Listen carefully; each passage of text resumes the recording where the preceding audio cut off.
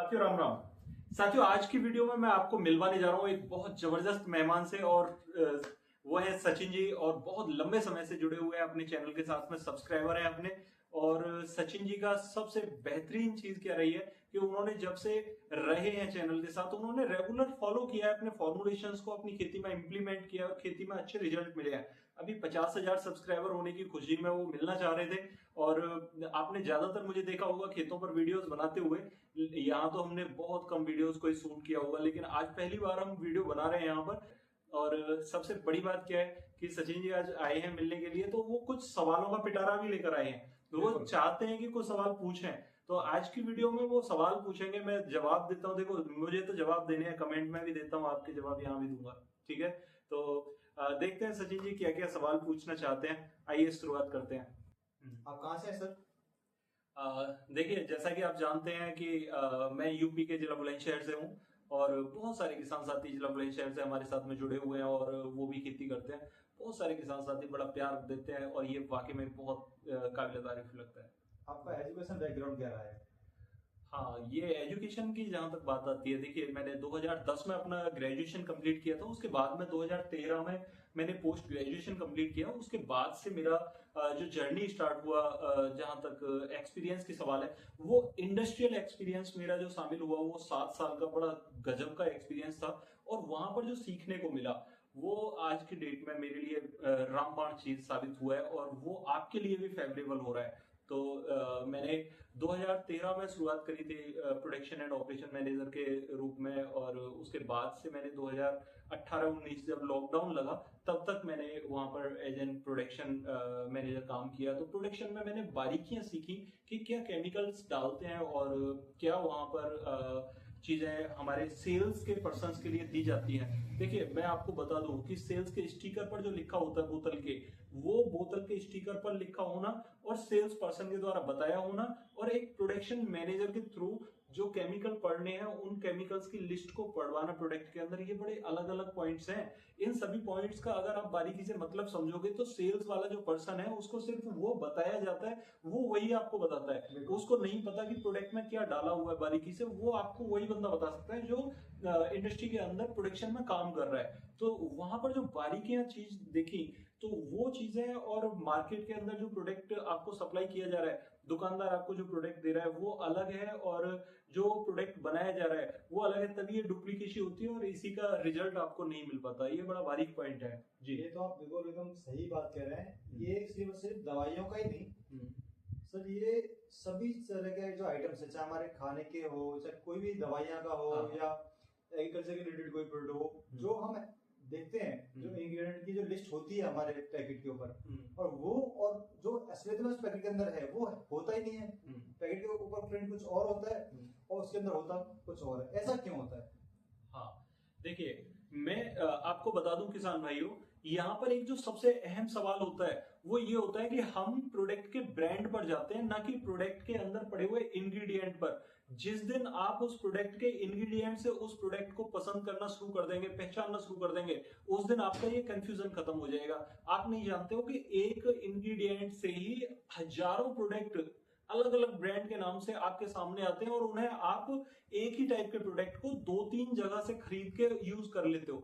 वो आपका extra investment हो जाता है बिन मतलब का और वेस्टेज है। तो इसलिए आप प्रोडक्ट के मटेरियल से प्रोडक्ट को समझना शुरू करें, ये बहुत जरूरी है। और मैंने आपको बताया भी है, हर वीडियो में कोशिश करता हूं कि आप प्रोडक्ट के इंग्रेडिएंट से प्रोडक्ट को देखना और उस प्रोडक्ट को नोट करना शुरू कर दें जी। तो अजय भैया, मैं आपसे जानना चाहूंगा फ्रेंकली कि जो आपने प्रोडक्शन मैनेजर के रूप में काम किया किसी कॉर्पोरेट के अंदर, हाँ, तो वो अनुभव तो आपको पूरा तरह से अलग अलग रहा होगा। हाँ, और जब आप यहाँ पे ग्राउंड लेवल पे आप आए होंगे, जमीनी हकीकत पे किसान के पास गए होंगे, तब आपने किसान को बताना चालू किया होगा, वो आपका अनुभव पूरा तरह से अलग रहा होगा। तो आपने ये दोनों कंबाइन करके किसान को कैसे बेनिफिट कराना चाहा, मतलब कैसे? क्योंकि ये जो जमीनी हकीकत है, ये तो पूरी तरह से जो पढ़ाई है या कॉर्पोरेट का जो अनुभव है पूरा तरह से अलग रहा होगा। तो वो आपने कैसे ग्राउंड लेवल पे इम्प्लीमेंट किया और कैसे आपने वहां पर रिजल्ट लिए? सचिन जी बड़े खतरनाक सवाल लेकर आए हैं। देखिए कितनी बारीकी से पूछ रहे हैं चीजों को। बहुत जब मैं बाहर से आके ये चीजें देखा यहाँ पर जमीनी स्तर पर, तो किसान क्या कर रहा है वहां पर, वो एजुकेशन के अभाव में बहुत सारी गलतियां करता है, ठीक है। और ये मुझे टीस लगती है, क्योंकि हम किसान बैकग्राउंड से हैं, तो कोई किसान यदि गलती कर रहा है, उसकी फसल खराब हो रही है, तो वहां पर हमें टीस फील होती है। देखिए, मैंने जमीनी स्तर पर आने के बाद में हो सकता था कि मैं वहां के बाद में फिर 2 बार वापस से चला जाता, लेकिन मैंने चूज किया कि मैं यहीं पर रहूं, ठीक है। पीछे का कारण क्या था कि जब मैं यहाँ पर रहा, तो मैंने किसानों से मिलना जुलना स्टार्ट किया, और किसानों को जब मैं गाइड करता था, तो किसानों के बीच में बड़ा गैप है, किसान और कंपनी के बीच में बड़ा गैप है। तो उस गैप को फिल करने की मैंने कोशिश करी। मैं किसानों को चीजें ठीक बताता, किसानों को सही फॉर्मुलेशन बताता था, एक आइडिया देता था कि भाई इस आइडिया के अनुसार आप चलिए, तो इससे आपकी फसल अच्छी होगी। वो किसान फॉलो करने लगे कुछ हद तक। दूसरा, जब किसान थोड़ा सा आने लगे, तो मैंने किसानों को और थोड़ा सा एनकरेज करने की कोशिश करी कि भाई आप रेगुलर फॉर्मुलेशन पर आइए, और जब आप रेगुलर फॉर्मुलेशन का यूज करेंगे, तो बाहर की चीजें आपकी छूट जाएंगी। सपोज करो आपको एक फसल के अंदर 2 खाद लगाने हैं, तो तीसरा खाद लगाने की आपको जरूरत नहीं है। दूसरा, 2 खाद के साथ आपको मटेरियल क्या डालना है, वही मटेरियल आप खरीद के डालोगे, तीसरे मटेरियल की जरूरत नहीं है। तो यहाँ आपकी कॉस्ट कटिंग हो गई, ये आपको फायदे का सौदा है। तो ये चीजें तो किसान के फेवर की रही।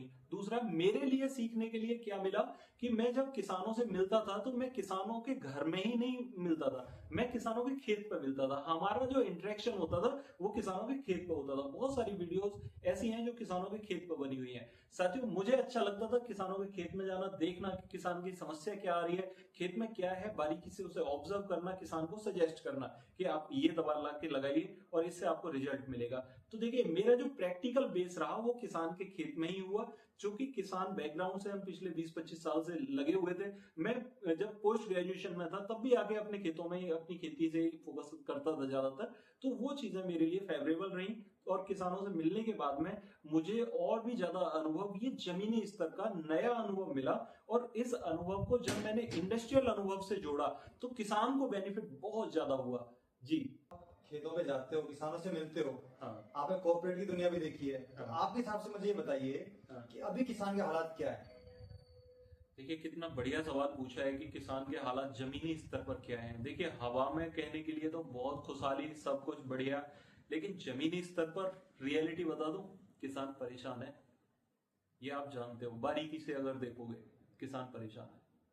किसान क्यों परेशान है आखिर, ये बात भी आपकी जहन में आती होगी कि किसान क्यों परेशान है। मैं जब जमीनी स्तर पर देखता हूँ, तो बारीकी से किसी चीज को ऑब्जर्व करना, नोटिस करना, ये रहा है मेरा कुछ अपना पर्सनली रहा है कि किसी चीज को बारीकी से जज करना, ठीक है। तो इसमें सबसे अहम चीज क्या है कि किसान को सही जानकारी नहीं मिल पाती। इसी के अभाव में किसान गलतियां करता है, और उन किसान गलतियों को ही अपना मान बैठा है कि हाँ, ये मेरा है और मैं ठीक कर रहा हूं। उन गलत चीजों को वो ठीक मान बैठा है, ये सबसे बड़ी गलती है। किसान बदलाव करना नहीं चाह रहा है अपने अंदर, ये उसकी सबसे बड़ी गलती हो गई है। तो बहुत सारे पॉइंट्स हैं इसके बारे में जिनकी वजह से किसान परेशान है। देखिए, यदि आप कहेंगे कि भाई किसान सिर्फ इसी वजह से कि वो अशिक्षित है या वो समझना नहीं चाह रहा है, इसी वजह से परेशान है, ऐसा भी नहीं है। उसके और भी बहुत सारे पॉइंट्स हैं। दूसरा पॉइंट क्या है, जो शिक्षित लोग हैं, ठीक है, जो एजुकेशन वाले लोग हैं, वो उन्होंने सीखा। एक सवाल आपने पूछा था कि एजुकेशन अलग है और प्रैक्टिकल नॉलेज अलग है, बिल्कुल सही पूछा था। जब हम जमीनी स्तर पर आकर खेती करते हैं या जमीनी स्तर पर आकर चीजों को ऑब्जर्व करते हैं, वो बिल्कुल अलग होती हैं, ठीक है। शिक्षित लोगों को किसान अपने खेत में नहीं आने दे रहा है। इसके पीछे का कारण पता है क्या है? किसान का अहम भाव होना। बहुत सारे जो बिजनेस होते हैं वो पीढ़ी दर पीढ़ी आगे बढ़ते रहते हैं, लेकिन किसान क्या कर रहा है, अपनी अगली पीढ़ी को अपने आप से हटा दे रहा है। किसान थोड़ा सा, मैं कहूंगा आपको टीस लग सकती है, लेकिन घमंडी हो गया है। कैसे? किसान कहता है कि मैं जो खेती कर रहा हूं 20 साल से, या मेरे जो बाबा दादा करते आए हैं, वही खेती ठीक है। जो नया बंदा पढ़ लिख के आके वो मुझे कोई चीज बता रहा है, तो ये होता है, हर फैमिली में होता है। आप भी समझ पा रहे होंगे इस चीज को कि जो हमारे बुजुर्ग लोग हैं, वो पढ़े लिखे बंदों को ये बोल के हटा देते हैं पीछे कि तू क्या जाने खेती के बारे में। भाई, ये होता है, ठीक है, ऐसा नहीं करना चाहिए। हमें नई पीढ़ी की नई सोच को स्वीकारना होगा। ये बहुत जरूरी है हमारे किसान भाइयों को आगे बढ़ने में। ये हेल्प करेगा, क्योंकि नया जो सोच है वो मॉडर्न थिंकिंग हमारे लिए बहुत कारगर होगी टेक्निकल डेवलपमेंट में, और वो हमारे लिए बहुत जरूरी है। यहाँ पर सरकारों की थोड़ी सी गलतियां रही हैं। किसान की तो गलतियां हैं, सरकार की भी थोड़ी सी गलती रही है। पिछले समय से अगर मैं कहूं कि भाई सरकारों ने किसान को सपोर्ट किया, ठीक है, किसान को सपोर्ट किया, लेकिन क्या एक ये पहलू नहीं है कि किसान को सही जानकारी तक सरकार पहुंचा देगी और बड़ी आसानी से पहुंचा देगी? किसान को वो कैसे आप किसान, हाँ बिल्कुल, किसान को सरकार कैसे गाइड कर सकती है? देखिए, एक डॉक्टर, खेती का एक डॉक्टर एटलीस्ट एक पोस्ट लेवल पर, हमारे गांव होते हैं, एक पोस्ट होता है, डाक खाना जिसे बोलते हैं, ठीक है, उस लेवल पर एटलीस्ट एक सरकारी डॉक्टर हो, ठीक है। वो क्या करेगा? वो किसान को एक गाइडलाइन दे देगा, कैसे आपको धान की फसल में 3 खाद लगाने हैं, 3 खाद में पहले खाद में ये डालना है, दूसरे खाद में ये डालना है, तीसरे खाद में ये डालना है। उसको एक परफॉर्मा दे दिया, फॉर्मेट दे दिया, रिटन करके प्रॉपर बाकायदा। या फिर इस चीज को हमने, जो भी हमारे पोर्टल होते हैं या मुख्यमंत्री लेवल के पोर्टल हैं, वहां पर सिर्फ पोर्टल पर डालकर काम नहीं चलेगा। हमारे प्रॉपर तरीके से इस चीज का एडवर्टीजमेंट किया जाए कि किसान हमारे नेताओं के द्वारा जो शिक्षा दी गई एक प्रॉपर फॉर्मुलेशन की, उसको फॉलो करे। किसान को एक गाइडलाइन दी जानी चाहिए कि किसान सिर्फ इसी गाइडलाइन के अनुसार चले। क्यों? क्योंकि हम चाहते हैं कि जैसे एक देश एक संविधान, ठीक है, एक देश एक शिक्षा नीति, ठीक है, आपने देखा होगा एक रैंक एक पेंशन, ठीक है, ऐसे ही किसान के लिए होना चाहिए, एक फसल एक फॉर्मूला। एक फॉर्मूला यदि उसको मिल गया तो वो उसी फॉर्मूले के अनुसार अपनी खेती को करेगा। इससे क्या फायदा होगा, मैं फायदे बताता हूं उसके। क्या कि जब उसको लिखा हुआ मिल गया ना कि मुझे पहली डोज में ये लगाना है, दूसरी में ये लगाना है, तीसरी में ये लगाना है, तो किसान भटकने से बच जाएगा। और जो प्रोडक्ट उसको बांध के दे दिए जाते हैं, ठीक है, जिसको अनर्गल मार्केटिंग या अनर्गल शोषण जो होता है किसान का, उससे किसान बच जाएगा। ये किसान के फेवर का सब्जेक्ट है। तो साथियों, यहाँ पर सरकारें हमें हेल्प कर सकती हैं एक प्रॉपर चार्ट बना के, जिसके अंदर की एक सहकारी डॉक्टर, सपोज करो कि पोस्ट लेवल पर भी नहीं हो पाता, ब्लॉक लेवल पर हो, और ब्लॉक लेवल पर उस डॉक्टर को ब्लॉक में बैठने से काम नहीं चलेगा, वो जमीनी स्तर पर आए, गांव गांव में किसान की चीजों को समझे और किसान को एक गाइडलाइन दे। ये बहुत जरूरत है किसान को।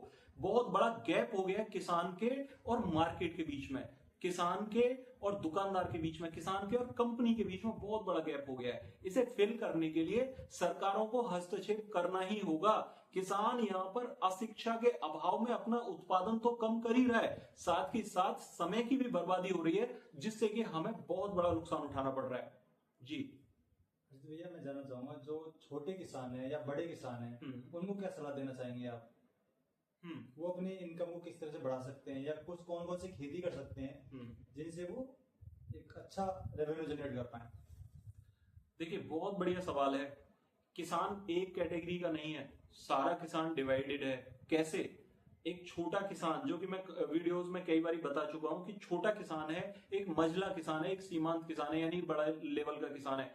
एक तो किसान हो गया जो 1 एकड़ जमीन में सिमट के रह गया है अब, ठीक है, उसका सिर्फ नाम किसान रह गया है। दूसरा, एक 2 एकड़ या 3 एकड़ जमीन के बीच में सिमट रहा है, वो मझला किसान है, ठीक है, मध्यम कैटेगरी का। एक हो गया सीमांत किसान, जो 3 एकड़ से ज्यादा जमीन जोत रहा है, ठीक है। 3 कैटेगरी हो गई है किसान की। अब वो किसान जो सबसे छोटा है, 1 एकड़ जमीन के आसपास खेती कर रहा है, उस किसान के लिए एक सबसे बढ़िया सलाह मेरी ये होगी कि आज से ही अपने दिमाग में बिठा लो कि आपको अपनी खेती में सब्जी वर्गीय खेती करनी है। सब्जी वर्गीय खेती पर आ जाना चाहिए 1 एकड़ जमीन वाले किसान को। उसके पीछे का कारण पता है क्या है? जो 1 एकड़ जमीन वाला किसान है, यदि वो गेहूं की खेती करे जा रहा है, ठीक है, पूरी जमीन में, तो वो गेहूं की खेती से अपना घर नहीं पाल सकता, परिवार नहीं चला पाएगा। तो बेटर क्या है कि वो सब्जी की खेती करे, 12 महीने उसको इनकम हो सकती है सब्जी की खेती में, ठीक है। तो वो 1 एकड़ जमीन से अपना परिवार पाल सकता है, अपने बच्चे पढ़ा सकता है। दूसरी बात कि वो सिर्फ जमीन पर ही डिपेंड ना रहे। जमीन पर डिपेंड नहीं होना, ये बहुत गहराई वाली बात बता रहा हूं आपको मैं। छोटे किसान को, जो 1 एकड़ जमीन वाला किसान है, उसको बिजनेस की तरफ रुझान कर लेना चाहिए अभी से। बिजनेस कैसा, वो बड़ा बिजनेस नहीं कर सकता। मैं कह रहा हूं अपने घर में एक परचून की दुकान एटलीस्ट डाल दो। परचून की दुकान ना हो, मोमोज, छोले भटूरे जो आप सेल कर सकते हो भाई, मार्केट के नाम से डरो मत, ठीक है। बेचना सीखो, बेचना अगर आ गया तो सब कुछ आ जाएगा, ठीक है। मार्केट को आप ऐसे समझते हैं कि मार्केट हुआ है, भाई मार्केट हुआ नहीं है, मार्केट ही पैसे ला कर देगा आपको, ठीक है। मैं कह रहा हूं आप खेती के सहारे अगर डिपेंड ना भी रहोगे ना, तो आपकी छोटी सी दुकान आपकी घर गृहस्थी चला देगी। घर गृहस्थी से आपके छोटे खर्चे निकल जाएंगे और वहां पर आप जो खेती से कमा रहे हो वो आपके लिए अर्निंग सोर्स हो जाएगा, मतलब एक अर्निंग सोर्स आप क्रिएट कर लो। दूसरा, जो मझले किसान है, मध्यम किसान है, वो किसान साथी भटके हुए ज्यादा हैं। जो 3 एकड़ तक जमीन की खेती कर रहे हैं वो किसान साथी मजबूत फसलों की खेती करें। कैसे? वो सोचते हैं कि मेरा खेत घर क्या चल रहा है, मेरे घर गृहस्थी का बस लालन पालन हो रहा है, सिर्फ इतना ही मैं कर पा रहा हूं, तो मेरा धीरे धीरे धीरे धीरे चल रहा है सब, कि बाजरा डाल दिया, मूंग डाल दी, ठीक है, उड़द डाल दिए। भाई साहब मत कीजिए ऐसी खेती, आप मजबूत 3 फसलें कर लीजिए। देखो कैसे करनी है वो मैं आपको बताता हूं। सबसे पहले एक फसल आप धान की तो फिक्स कर लो, धान की एक फसल बरसात के मौसम में आपने करनी ही करनी है। दूसरा, जब धान की कटाई हो जाए आप आलू की खेती कर सकते हैं। आलू की खेती जब आप कर रहे हैं तो आप कुछ आधी जमीन जो आलू की है पूरी, उसमें से आधी जमीन या जितना हिस्सा आप सेल कर सकते हैं उस आलू को कच्चा बेच दो, उसमें आप गेहूं लगा लो। जो आपका पका हुआ आलू कटता है उस आलू के खेत में आप मक्का कर लो। मक्का की खेती में वो उत्पादन अच्छा है, 5 क्विंटल प्रति एकड़ तक आप उत्पादन बड़े आराम से ले लोगे। और रेट जो है वो 2021 तो चल रहे हैं, तो 10,000 11,000 रुपए प्रति बीघा का उत्पादन आपका हो जाएगा बड़े आराम से।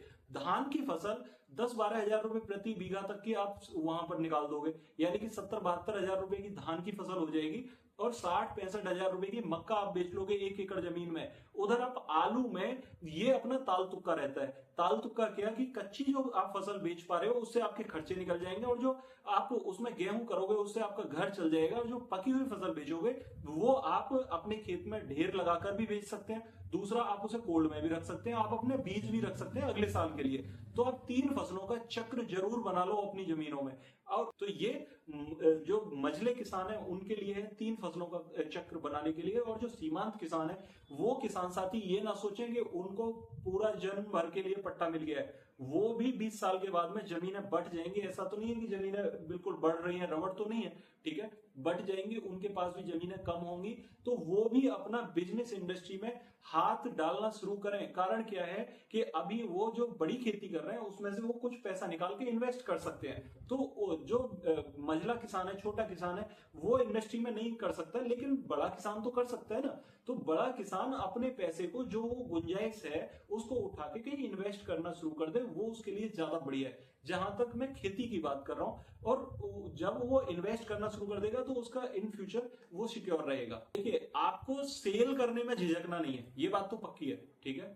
चाहे वो भाई कोई भी प्रोडक्ट लेके बैठ जाओ, क्रॉकरी की दुकान खोल के बैठ जाओ, ठीक है, आप अपने खर्चे निकाल लो, जूता की, चप्पल की, कॉस्मेटिक्स की, किसी भी टाइप की दुकान खोल के बैठ जाओ, एग्रीकल्चर की दुकान। जितने भी पढ़े लिखे युवा साथी हैं वो सिर्फ खेती तक सिमट कर यदि रह रहे हैं तो मैं उनको सलाह देना चाहूंगा वो डिजिटल प्लेटफॉर्म पर आ जाएं, यूट्यूब पर आ जाओ यार, ठीक है, यूट्यूब पर, इंस्टाग्राम पर, फेसबुक पर, जहां लगन के साथ लग जाओगे वहां से अर्निंग स्टार्ट हो जाएगी। और यूट्यूब पैसे भी देता है, ठीक है, ये मैं आपको बता दूं बारीकी से। बहुत सारे किसान साथी सोचते होंगे अरे क्या यूट्यूब से क्या पैसे मिलेंगे, तो मैं आपको बता दूं यूट्यूब बहुत पैसे देता है जी।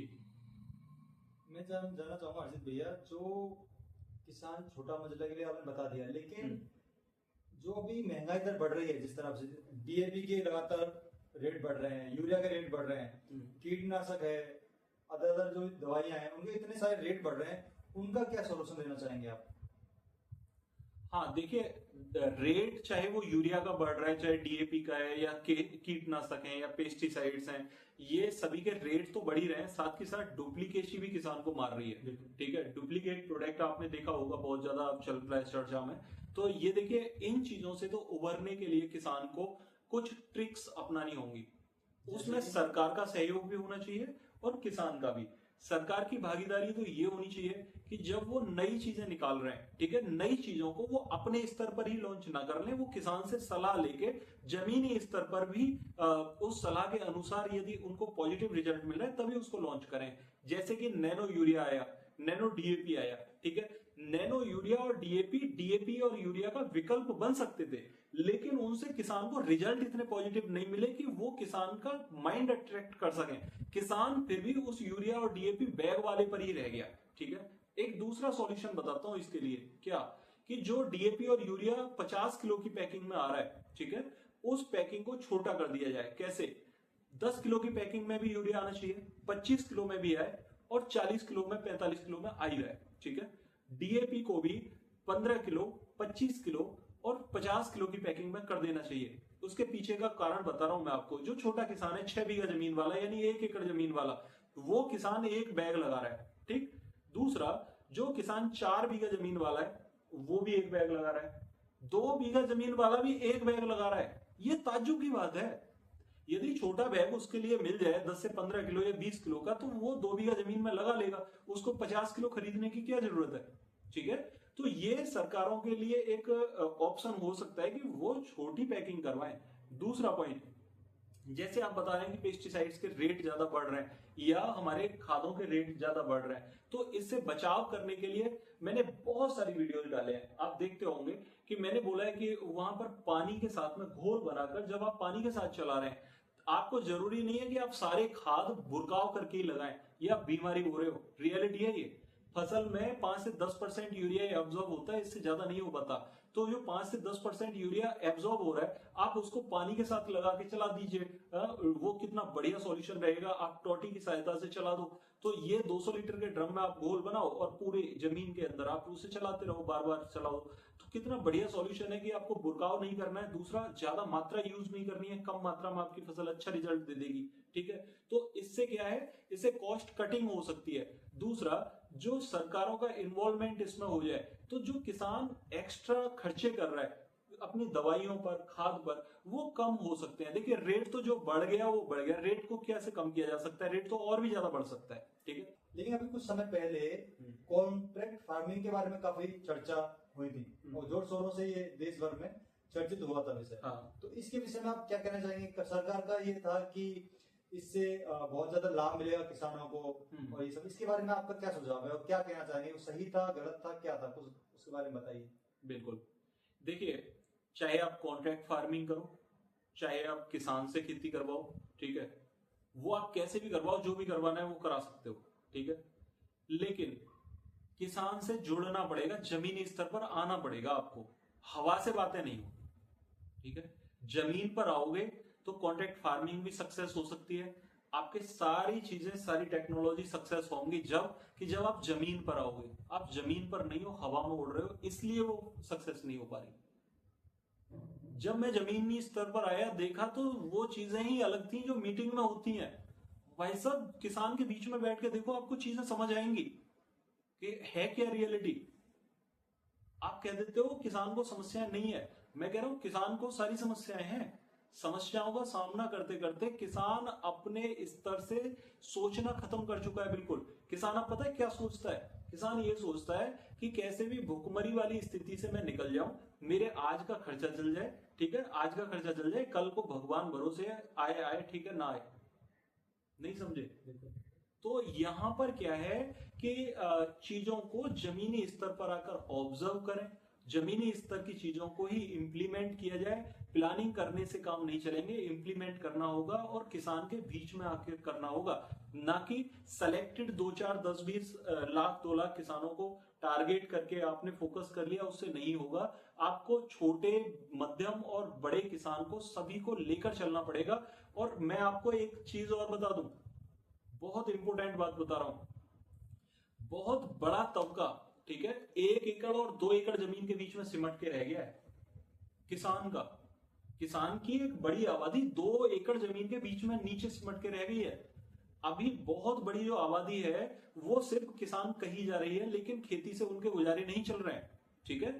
जब आज की डेट में जो बची हुई पॉपुलेशन है, जो बचा हुआ यूथ है, उसको सरकारों के पास में वैकेंसीज उपलब्ध नहीं हो पा रही हैं, तो जो किसान अभी आने वाले 10 से 15 सालों के बीच में बेरोजगार होने जा रहा है, उसको कैसे मैनेज किया जाएगा? तो ज्यादा बेहतर है कि उनको इंडस्ट्री की तरफ अभी से जोड़ दिया जाए और उनको अच्छे ऑप्शंस दिए जाएं कि वो थोड़े थोड़े काम करना स्टार्ट कर दें। यहाँ पर यदि किसान को आगे काम ना दिया गया या इंडस्ट्री की तरफ ना जोड़ा गया, तो आगे आने वाले 10 से 15 सालों में बहुत बड़ा तबका बेरोजगार होने जा रहा है, बहुत बड़ा तबका। वो आप समझ पा रहे होंगे, क्योंकि स्थिति जमीनी स्तर पर क्या है वो जो मैंने ऑब्जर्व किया है वो आप भी देख रहे हैं। जी, आप ये कहना चाहते हैं कि जो सरकारें हैं वो सिर्फ और सिर्फ एक बड़े मतलब वहीं पे बैठ करके संसद में बैठ करके ही प्लानिंग कर रहे हैं, ग्राउंड लेवल पे प्रॉपर प्लानिंग नहीं है, आप ये कहना चाहते हैं? जमीनी स्तर पर प्लानिंग का इम्प्लीमेंटेशन नहीं हो पा रहा है, ये गैप है। जी, एक बात अपने आपने जो कहा मैं आपसे सहमत हूँ काफी हद तक। मैं एक बात और जानना चाहूंगा कि हमारी जो आबादी है 50 से 60% की जो आबादी है, 50-60% की जो आबादी है वो सिर्फ 15 या 20% के आसपास ही जीडीपी में कंट्रीब्यूशन है, जबकि वो ज्यादा होना चाहिए। काफी लंबे समय से ये जो आंकड़ा है 15 से 20 का, इसको हम पार ही नहीं कर पा रहे हैं। ऐसा क्यों और ये कैसे संभव हो सकता है? कैसे हमारी जो किसान की जो आय है वो ज्यादा बढ़ सकती है और जिससे कंट्रीब्यूशन ज्यादा है, वो कैसे हो सकता है? जी, बड़ी बारीकी वाले सवाल है। दूसरा, जो जीडीपी की बात होती है, ठीक है, ग्रॉस डोमेस्टिक प्रोडक्ट, इसमें देश की जो इनकम है उस देश की इनकम की बात कर रहे हैं कि देश हमारा जितनी इनकम रखता है उसमें 17% का कंट्रीब्यूशन किसान का होता है, और हमारी जो आबादी है किसान की वो 60 से 70% है। इतनी बड़ी आबादी 17% कंट्रीब्यूशन कर रही है ना? और जो लगभग 10% आबादी जो A+ कैटेगरी की है वो पूरे इकोनॉमी को हैंडल कर रही है। तो देखिए, बड़ी आबादी के बीच में एक छोटा सा कंट्रीब्यूशन 17-18% का ये हमारी जीडीपी में है, इसको कैसे बढ़ाया जा सकता है, ये पॉइंट बड़ा इंपॉर्टेंट है। लेकिन मैं आपको बता दूं कि जमीनी स्तर का जो किसान है ना, जो छोटा और मझला किसान है, वो किसान अगर इंडस्ट्री से जुड़ेगा, ठीक है, उसको बिजनेस आइडियाज दिए जाएं और वो बिजनेस करें, जमीनी स्तर पर लोन की सुविधा जमीनी स्तर पर किसान को उपलब्ध कराई जाए, ना कि बैंकिंग सिस्टम के ऊपर किसान को छोड़ा जाए, तब किसान मैनेज कर सकता है। क्योंकि किसान को जो ऑप्शंस मिलते हैं उनमें बैंक में जाके वो धक्के खाते रहते हैं, जो किसान को लोन उपलब्ध होने चाहिए वो नहीं मिल पाते। और 6 बीघा जमीन से नीचे वाली जो जमीनें हैं उन पर तो किसान केसीसी भी नहीं बनवा सकता, ये आप भली भांति जानते हैं, ठीक है। तो जीडीपी की तो बात छोड़ दो, अभी किसान अपने घरों में टाइम से रोटी खा ले, और दूसरा अपने बच्चों को पढ़ा ले। एजुकेशन सिस्टम इतना महंगा हो गया कि किसान अपने बच्चों को तक ठीक से स्कूलों में नहीं पढ़ा पा रहा है। मंथली इनकम की तो बात छोड़ दो, वो 6 महीने के बाद भी अभी पैसे इकट्ठा करने के बारे में सोचता है कि इसमें से फीस निकालना है या अगली फसल के लिए इन्वेस्ट करना है या अभी जो पिछला कर्जा हो गया उसको पटाना है, ठीक है। तो ये बहुत बारीकी के पॉइंट्स हैं जिनको सिर्फ इंडस्ट्री से जोड़ के खत्म किया जा सकता है। किसान को किसान रहने दो, लेकिन उसको नया एक पायदान दे दो जिस पर कि वो खड़ा हो सके, और उस पायदान से वो स्टेब्लिश हो सकता है जो कि इंडस्ट्री में आगे बढ़ जाएगा। तो उसको एक बिजनेस आइडिया और बिजनेस के लिए उसके पास पैसा होना बहुत जरूरी है, छोटे और मझले किसान के लिए बहुत जरूरी है जी। तो वो जीडीपी में भी इंप्रूवमेंट करेंगे। आप चाहते हैं कि किसान टेक्नोलॉजी यूज करे, किसान विद टेक ये होना चाहिए, तभी आगे बढ़ सकता है, आपका ये कहना है।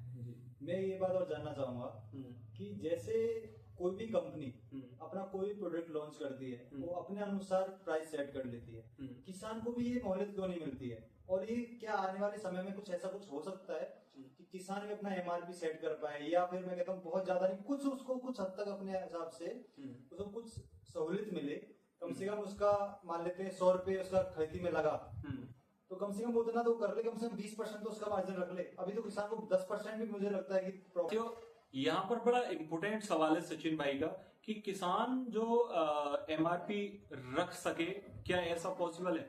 तो देखिए, कुछ खेती ऐसी है कि जो खाद्य पदार्थ हमारे देश को उपलब्ध कराती है, ठीक है, इसमें गेहूं भी है और चावल भी है, ये मक्का भी है।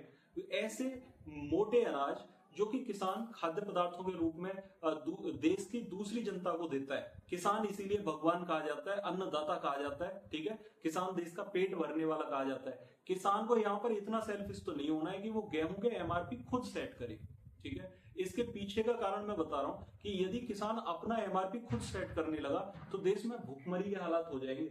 हमारे देश की 70% जो जनता है तो वो किसान से जुड़ी हुई है, ना कि वो पूरा अपना उत्पादन करके पेट भर रही है, ठीक है। और जो बची हुई रेस्ट 30% आबादी है वो भी किसान से अनाज खरीद के ही खाती है, ठीक है। तो मैं आपको बता दूं कि किसान गेहूं पर तो एमआरपी सेट ना करे तो ये ज्यादा अच्छा है हमारे देश के लिए।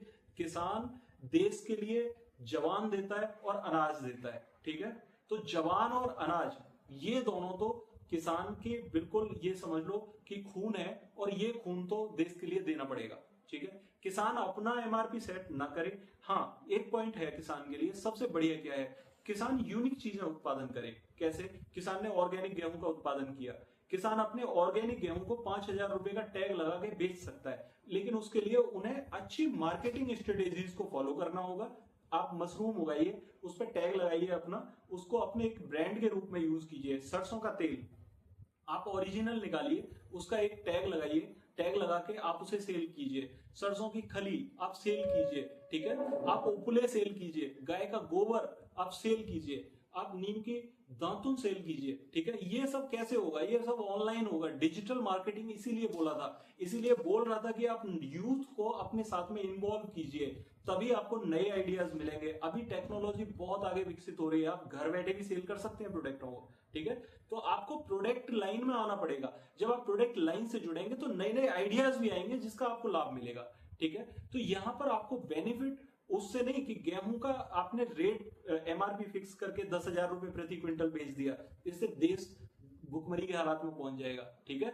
तो बेटर क्या है कि गेहूं के रेट तो सरकार जो फिक्स कर रही है उसी के हिसाब से आप स्वीकार लें, लेकिन जो दूसरे आप एमआरपी सेट करना चाहते हो उसके लिए आप या तो ऑर्गेनिक खेती के रूप में जाके अपना ब्रांड सेट कर लें, उसको आप सेल करें तो वो ज्यादा बेहतर होगा जी।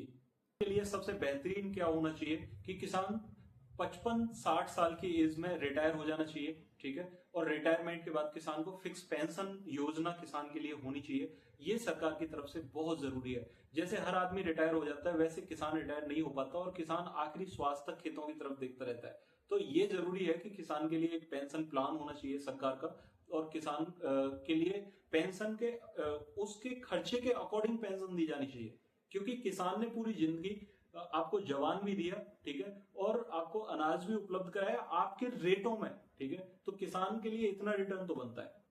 गेहूं हो गया, मक्का हो गई या धान हो गया, इन फसलों में आप अपने उत्पादन को भी बढ़ाओ, ठीक है। उत्पादन कैसे बढ़ेगा? हमारा जो मिनिमम या एक एवरेज उत्पादन रेशो आता है वो 14-15 क्विंटल पर आकर सिमट जाता है, जबकि उत्पादन होना चाहिए 25 से 28 क्विंटल प्रति एकड़ तक। तो आप थोड़ी सी अपनी समझदारी विकसित करके यदि इस उत्पादन को जो 14-15 क्विंटल प्रति एकड़ के हिसाब से है उसको 22, 24 या 25 क्विंटल ले जाएं, तो यहाँ पर आप 10 क्विंटल प्रति एकड़ तक का उत्पादन बढ़ा लेंगे। ये उत्पादन आपके लिए प्रॉफिटेबल रहेगा, और खर्चे की मैं जहां तक बात कर रहा हूँ कि खर्चे उतने ज्यादा नहीं होंगे जितने आप कर रहे हो, खर्चे कम होंगे, लिमिटेड खर्चों में आप अपना उत्पादन बढ़ा सकते हो, ये बात पक्की है।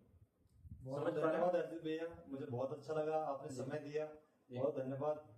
काफी लंबा समय हो गया, बहुत शुक्रिया, आपने जो सवाल के जवाब दिए मैं बहुत खुश हूँ, आपने मुझे समय दिया, बहुत धन्यवाद। थैंक यू किसान साहब, बहुत राम राम, धन्यवाद।